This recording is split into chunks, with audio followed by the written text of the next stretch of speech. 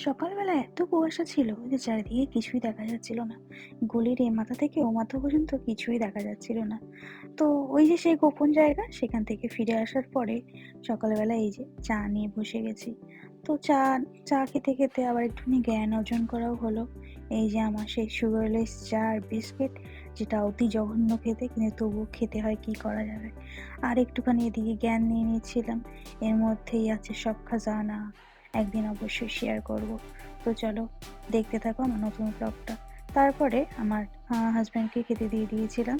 আর এই যে আমার ছেলে সারা বিছানা জুড়ে খেলনা ছড়িয়ে রাখে। এই খেলনাটাই মানে গোছাতে গোছাতে আমার সারা দিনটা কেটে যায়। এখানে খেলনা তো ওখানে ছড়ায়, ওই ঘরে এই ঘরে। আমাদের ৩-৪টে ঘর জুড়ে ওর খেলনা। এমনকি ছাদের মধ্যে একটা ঘরও করতে হয়েছে জানো, ওর খেলনাগুলো রাখার জন্য।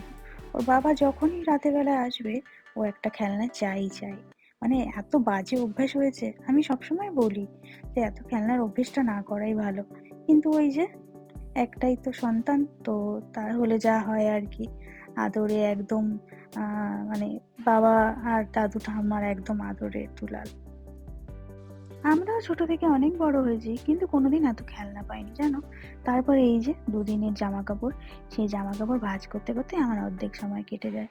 মানে এত জামা কাপড়, এইগুলো যেহেতু মাঝখানে বৃষ্টি, এই খুব একটা রোদ্দুর ওঠেনি, তো সেইগুলোই সব একসাথে শুকোতে দিয়েছিলাম।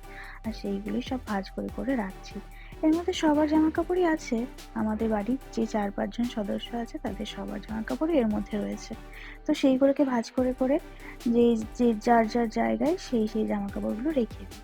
তো চলো, তোমাকে আমাদের ছেলেরটাই দেখাই। এই দেখো, কত জামা কাপড়।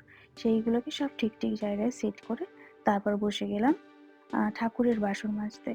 এটা আমার সকালবেলা একটা মানে বড় কাজ বলতে পারো। প্রতিদিন সকালবেলাতেই আমি এইটা ঠাকুরের বাসনটা মেজে ফেলি। আগে রাতের বেলায় মেজে রাখতাম, তাতে আমার একটু সুবিধাই হতো।